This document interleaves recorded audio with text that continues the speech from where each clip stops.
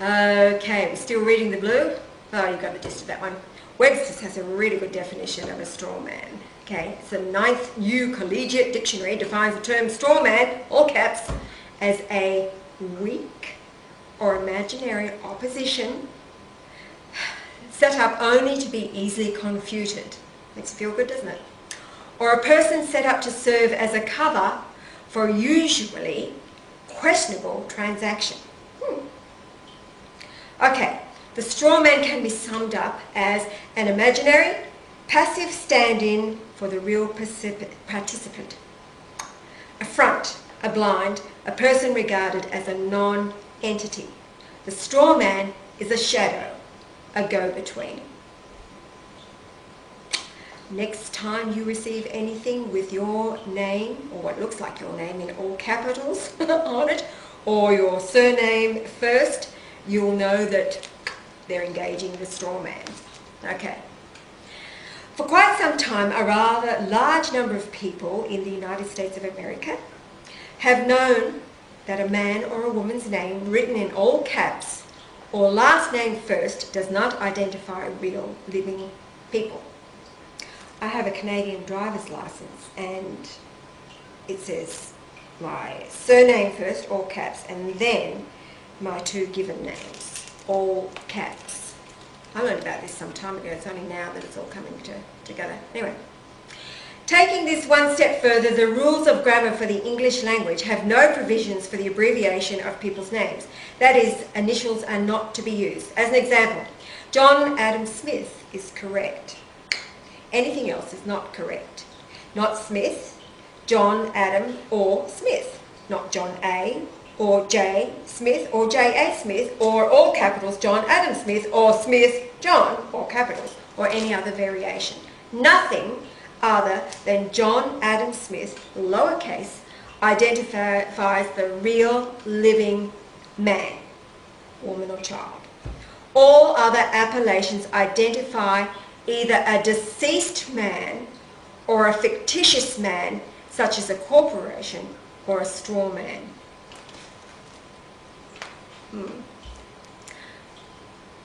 What's that movie, Night of the Living Dead? Pretty well sums it up, doesn't it? Okay. Over the years, government, through its public school system, has managed to pull the wool over our eyes and keep us all ignorant of some very important facts. Because all facets of the media have an ever-increasing influence in our lives, you don't say, and because media is controlled with issuance of licenses, etc., by government and its agencies, you think, we have slowly and systematically been led to believe that any form or appellation of our name is in fact still us, as long as the spelling is correct. This is not true. We were never told with full and open disclosure what our government officials were planning to do and why. We were never told that government, the United States, was a corporation, a fictitious person. We were never told that government had quietly, almost secretly, created a shadow corporation, a straw man, all caps, for each and every American, Australian, Canadian, English person, so that government could not only control the people but also raise an almost unlimited amount of revenue, so it could continue not just to exist but to grow, all caps. We were never told that when government deals with the straw man, it is not dealing with real living men and women. We were never told openly and clearly with full disclosure of all facts that since June the 5th, 1933, we have been unable to pay our debts. We were never told that we had been pledged, and our children and their children and their children, as collateral, mere chattel, for the debt created by government officials who created treason in doing so. Okay.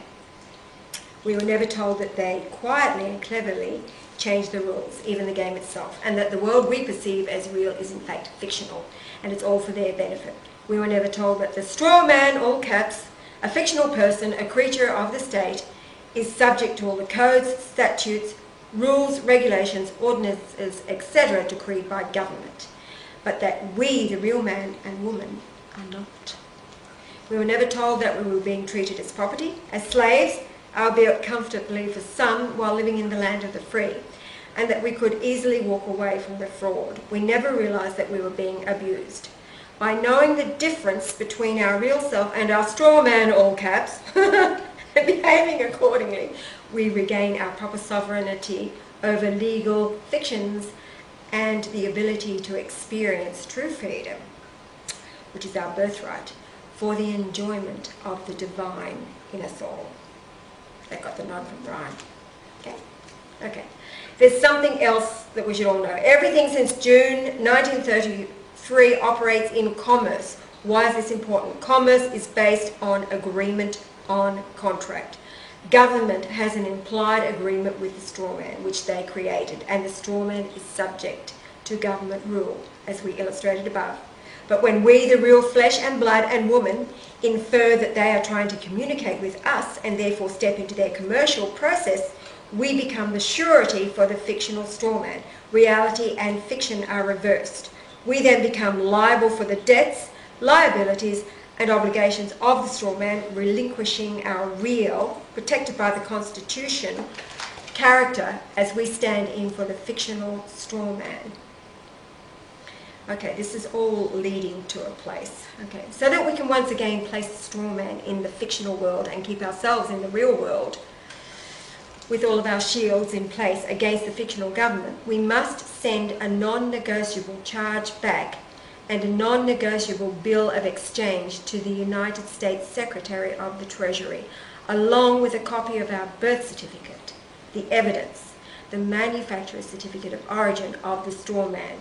By doing this, we discharge our portion of the public debt, releasing us, the real man or woman, from the debts, liabilities, and obligations of the straw man. Those debts, liabilities, and obligations exist in the fictional commercial world of book entries, on computers and or in paper ledgers. It is a world of digits and notes, not of money and substance. Property of the real man once again becomes tax exempt and free from levy. Okay. Sending the non-negotiable charge back and bill of exchange accesses our Treasury Direct account. Okay, now you didn't know that you had one, did you? Right, it's called a TDA, Treasury Direct Account. Okay, it explains here what is our TDA. Okay, Title 26 USC Section 163 H3B2, $1 million limitation. The aggregate amount treated as acquisition indebtedness for any period shall not exceed $1 million. $500,000 in the case of a married individual living in a separate return. Sorry, not living in a separate return, filing a separate return. Alright, this $1 million account is for the straw man, the fictional person with the name in all caps and all last name first. Sounds like your name. Right. It is there for the purpose of making book entries to move figures, digits from one side of ledgers to the other. Figures, digits, the entries in ledgers must move from asset side to debit side and back again, or commerce dies. No movement, no commerce. The fictional persona of corporate government can only function in a functional commercial world, one where there is no real money, only fictional funds, mere entries or figures or digits.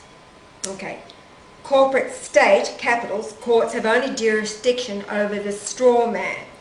A presentment from fictional government, whether traffic citation or criminal charges, is a negative commercial claim against the straw man.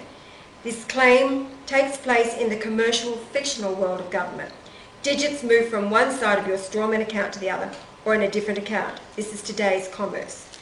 In the past, we have addressed these claims by fighting them in court with one legal process or another and failed. We have played the futile, legalistic charade, a very clever distraction, while the commerce game played on. We were playing checkers, whereas the rules were Monopoly. But we can refuse to continue playing the charade.